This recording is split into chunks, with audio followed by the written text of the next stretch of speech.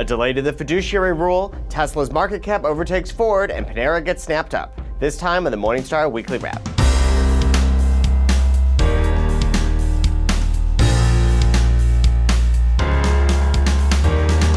The Department of Labor announced a 60-day delay to the fiduciary rule. Morningstar's Director of Policy Research, Aaron Shapiro, thinks the delay could prove useful. We've noted before that a small delay could be helpful, particularly when it comes to setting up things like T-shares, which can take a while to roll out. We should also note the department, in complying with President Trump's memorandum, is continuing the examination of the rule. We think that, particularly given that the fiduciary standards are going to go into applicability, that the broad principles of the rule will survive, but there may well be some changes to the enforcement mechanism. I think it's always important to keep in mind in these conversations the momentum towards offering holistic advice is inescapable. So regardless of the specifics around modifications to the fiduciary rule, firms are moving towards a client-centric business model and delivering financial services that put investors' interests first. As Tesla's market cap overtakes Ford's, Morningstar's Dave Whiston explains what this says about auto investors.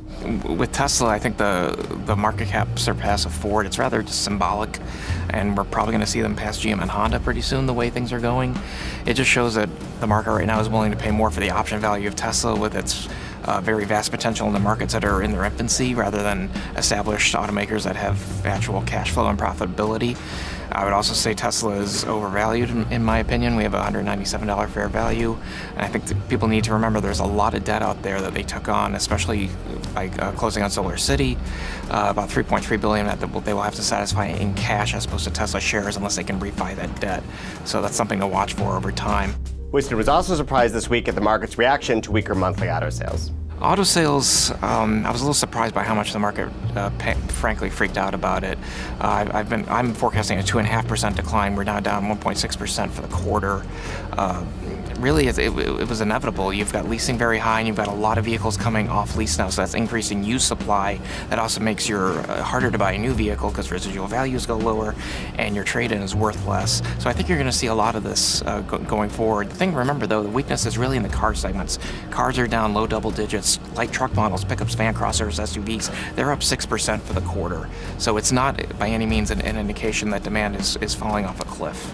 Panera agreed to be purchased by JAB for $7.5 billion, joining the stable of brands owned by the private equity firm, including Pete's, Einstein, and Krispy Kreme. Morningstar's RJ Hadavi thinks the buyout isn't a surprise given Panera's leadership in loyalty programs and digital sales, and the recent uptick in restaurant merger and acquisition activity. At a more than 20% premium to our estimate of the firm's standalone worth, Hadavi thinks shareholders are getting a fair price here, and that rival bids are unlikely to materialize. And in case you missed it on Morningstar.com this week, Karen Wallace took a look at some undervalued stocks recently added to the Morningstar Dividend Yield Focus Index.